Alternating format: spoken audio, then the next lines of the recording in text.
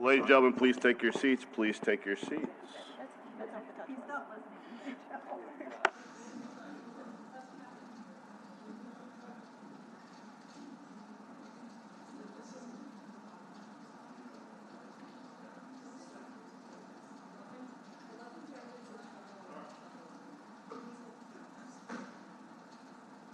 All right.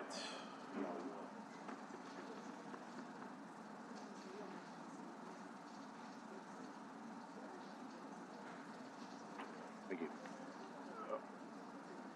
All right, we'll get this meeting started at 10:02 p.m. Roll call, please.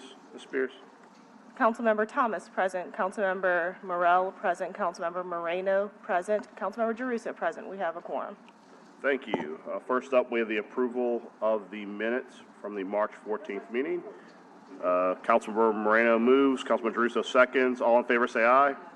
And it's unanimous. Good. The minutes are approved. The next thing on our agenda, we have a legislative grouping of an agreement in principle. This, just for those of you who are watching both from the audience and on the internet, as a legislative grouping, there will be discussion of 3 items, but it is a legislative grouping, so we will take comment on it as a whole, as well as provide comment on it as a whole. Just to give a brief overview, these are 3 settlements totaling $254.5 million. Regarding the FERC litigation, it settles 20 dockets, some dating back to 2017, including the litigation related to the improper management of Grand Gulf. Regarding the IRS conducted an audit for tax years 2016 to 2018, resulting in a recognition of $198 million in tax benefits. Settlement will return $138 million, approximately 70% of the totals, to ratepayers over time. The last matter inside of this AIP is the distribution system reliability. It settles docket UD 1704 and the pending appeal.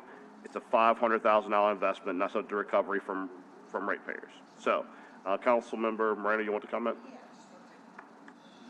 Thank you, Mr. Chair. I just wanted to make a couple comments since this is really a long time coming, and thank you so much for your work on this as chair of this committee.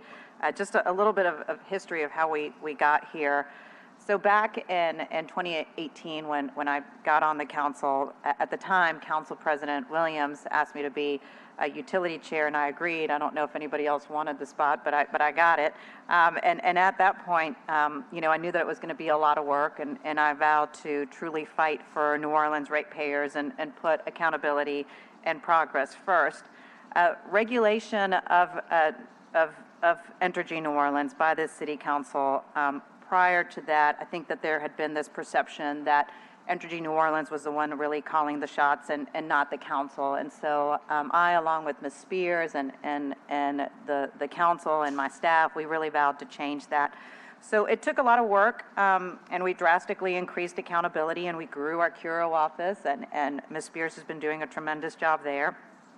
And on the accountability piece, we really started working with our technical advisors, and one thing that we started to see in 2019 was that there were increasing problems with the Grand Gulf nuclear station.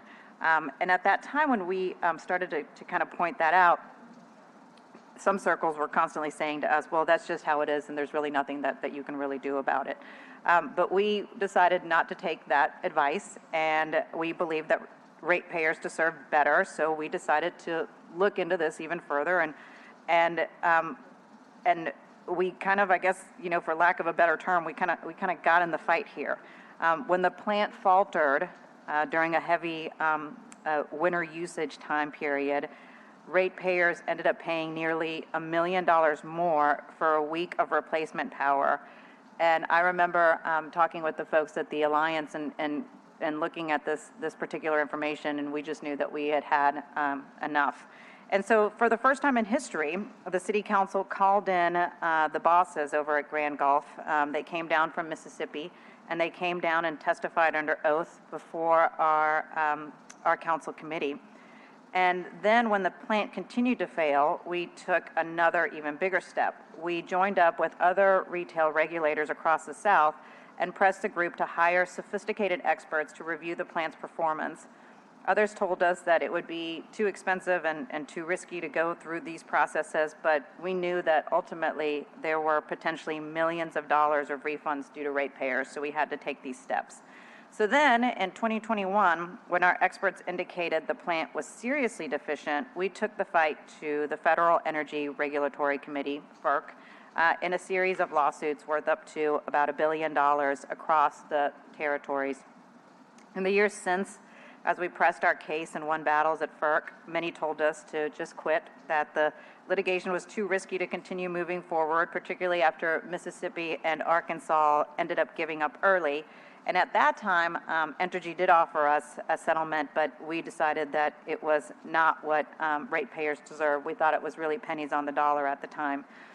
So today, thanks to just diligence of our team, our utilities chair, Vice President Morell, along with Aaron and Joe Rogers, the whole team over at Legend, Presley, Clint, Emma, our entire consulting team, this entire city council, the ratepayers of New Orleans now are getting a big win. Over $250 million, far more than any other territory received in their settlements of ratepayer credits. This is what happens when you push for accountability, when you put ratepayers first. The City Council has an extraordinary duty to regulate our utility and protect ratepayers, and a win like this proves that the City Council continues to stand up for the people of New Orleans. Thank you, Mr. Chair. Thank you. Councilmember Druso. Yeah, I want to maybe bootstrap a couple of things that Councilmember Moreno said. Number one is, I think this agreement should show New Orleanians the seriousness with which this council and others have taken our role as regulator. I think some of the frustration that we see with other utilities, particularly the ones that appeared before us yesterday, is that we do not have the type of control to ring the changes and what we are looking for all of the time. And because we are elected officials, yes, we are bound by politics, to be fair, but at the same time, we are bound by being responsive to our constituents, which means that this is sometimes something that does not happen overnight, but that takes a long time. And I want to applaud the chair, Aaron, but I think all council members in making this settlement actually a reality. I have been a litigator for almost 25 years now. This will be the first time that we have settled something. I have settled something for nearly $250 million. That is a lot of money to help ratepayers, but it took everybody together to make this happen. It took a diligent technical side to make sure that we were working on things the right way.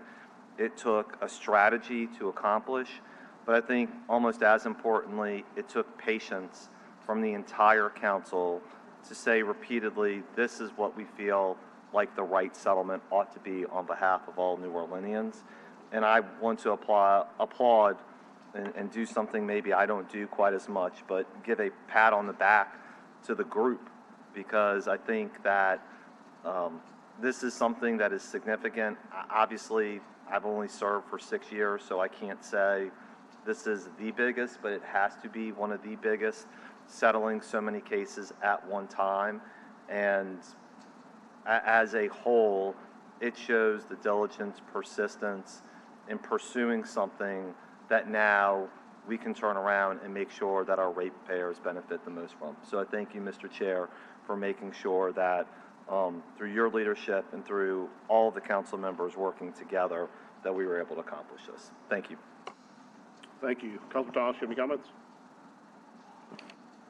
If I could talk, I would say long overdue, but also to mimic Councilmember Giarruso's comments. Congratulations to the team who solved this case, but we know that Grand Gulf and the Grand Gulf issue has been around a long time. Whether it was Dorothy Taylor, Joe Giarruso, Jim Singleton, I could name incidents of the fight, but I just don't have it in me to do that today, maybe at another time. But also thank you to the current committee, our chair, our two at-large members, for finally giving the residents this win. It's a blessing. Thank you. Thank you. We have no online comments. Jesse George, Lines 4 Blannergy.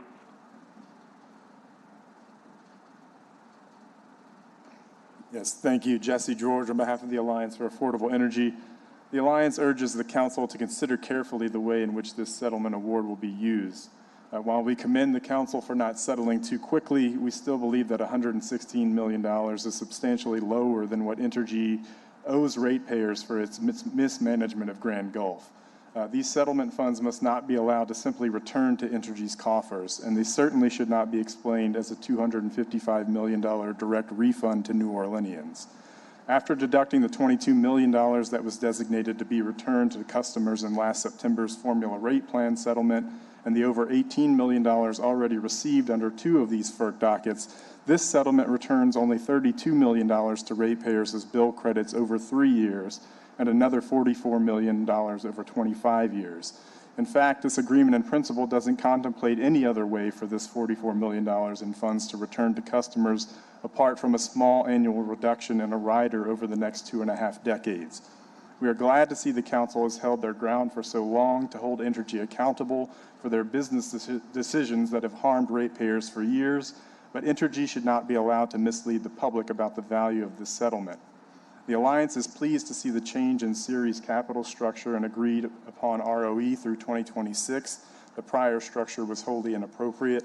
We would like either the Council or Entergy to provide the public with the likely bill impact associated with this change. Likewise, in terms of the IRS audit, 3 months ago, the Alliance noted that Entergy's corporate shareholder documents reported an extreme return on equity in 2023, up to 30%. We are glad to see most of these dollars return to ratepayers, but once again, we are disappointed that the resulting credit of $138 million will only accrue to customers over 25 years.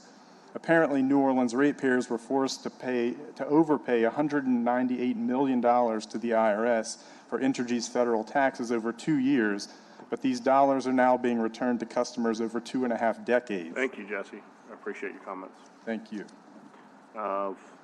Just in closing, I want to thank all the parties involved, both the advisors, the Curo office, this committee, and my colleagues on the Council. I'd like to thank the Alliance because they have always been a partner in helping us uncover information that Entergy would rather us not have at times, and also holding us accountable for our job as regulators. Further, I'd like to assure the public, the Council, this Council in particular, has fought for accountability as a regulator and will continue to be vigilant on all issues related to energy in New Orleans, including Grand Gulf, as the settlement does not settle future claims. And so we have reserved our rights to continue to monitor the Grand Gulf situation and to pursue action in the future if necessary. With that, I will move to adopt. Second by Councilmember Moreno, please vote your machines. 4 yeas, no nays. The matter is adopted. That concludes our agenda. Councilman Druso moves that we adjourn, seconded by Councilmember Moreno. All in favor? 4 yeas, no nays. We are adjourned.